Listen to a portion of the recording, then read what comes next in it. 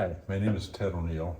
I'm the owner of O'Neill's Transmission Service, and I've been fixing transmissions since 1977. I'd like to talk today about when is the right time to change your transmission fluid to address the shudder that you may be experiencing. Shudders are the most common complaint that I'm seeing across all makes and models. Shudders generally are occurring within the torque converter. Your torque converter has a clutch in it, and this is a clutch that's been given to me from a friend of mine, Jim Gillese, from Gillese Transmission in Pennsylvania.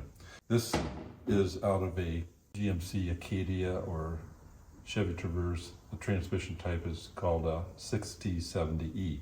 And this is the piston that would normally have a clutch lining on the surface by my thumb here.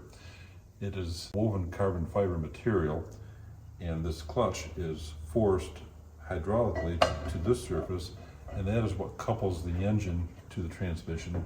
And this is the device that now gives our automatic transmissions the opportunity to rival a stick shift equipped vehicle for fuel economy by means of physically connecting the engine to the transmission as opposed to having it being fluid coupled.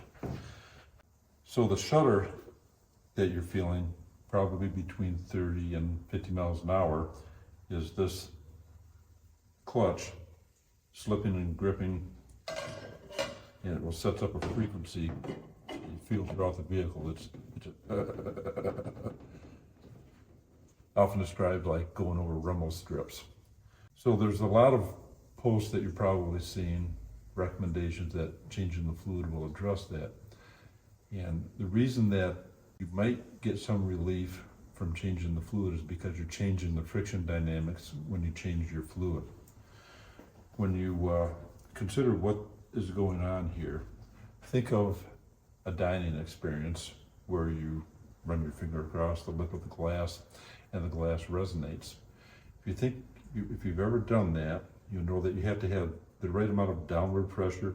You have to be moving your finger at the right speed, and you have to have the friction dynamics. You know, you probably a little bit of water on your finger works the best, and then the glass will sing. Those are the same physics that are in play when your torque converter clutch shudders. You have to have the pressure just right on it. You have to have the speed and the load just right on it, and then the clutch will resonate.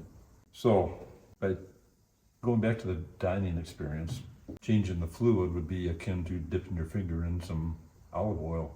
If you could just imagine, you just change the friction dynamics in that analogy to the point where it will not make the glass resonate anymore. Same thing when you change the fluid. If you change in either the friction properties of the clutch, the friction modifiers in the fluid, the new fluid has restored friction modifiers that allow this clutch to slip smoothly when we intend it to slip. So here's the thing, manufacturers are intentionally slipping this clutch all the time. The reason that they do that is that they need to buffer some of the little hiccups the engine is inclined to have, because we are running our engine so lean these days, they're inclined to have some roughness. So when they slip the clutch, they're buffering some of those little hiccups that the engine can have, so the vehicle seems to be running smoother. An effect on the durability of this clutch though. Jim has told me that the lining that they use from the manufacturer it's woven carbon fiber, but it's not the best product. He uses a superior product that has more durability. So what happens, because this clutch is slipping excessively or all the time, it just has accumulated some wear. You start to rub off the carbon on this lining. It gets thinner and thinner, and the debris ends up falling to the sump of the transmission. It gets sucked up into the filter and it plugs the filter. So that's the long-term effect, is that the clutch wears out. So the answer to the question, is changing the fluid going to be all that I need to do? Well, analyzing the fluid would give you some insight to that. If you take a fluid sample and you can see that you hold it under light and you can see that there's carbon suspended in the oil, well, your clutch is beginning to wear out. Probably not as bad as this one is yet, but it's wearing to the point where you're not getting the amount of friction out of this clutch that it was engineered to have. The other thing that plays into this is valve wear. The transmissions, all of them today are using aluminum core valves. They have a hardened surface on it, but they don't last forever. You can see the shiny spot here on this valve. This is a wore out valve. This land here is not even round. You can see this land here has some shiny spots. Now this is a significantly worn out valve. This is out of a rear wheel drive application, a 6L80 transmission. This is a new valve, so this is what they look like when they're new. You can see they're round, the hardened surface is not wore off of the product, and it will work right. But when we have valve wear in the transmission, now we're not getting consistent pressure forcing this clutch to the front surface anymore, and that contributes to the valve or the torque converter clutch wear, because it's simply not, it's slipping more than what they intended to slip even, whereas it wears the clutch right out.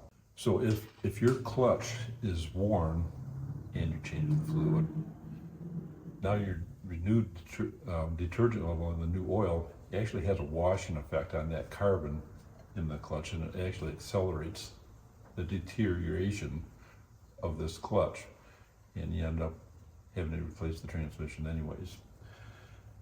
So there's really no shortcut. Once you have a torque converter problem, you need to address issues, the valve wear, and oftentimes contamination in the transmission. When this happens, excessive metal is generated that has to be cleaned out of the transmission. So replacing just the torque converter, changing the fluid is not the answer. It won't give you a meaningful repair.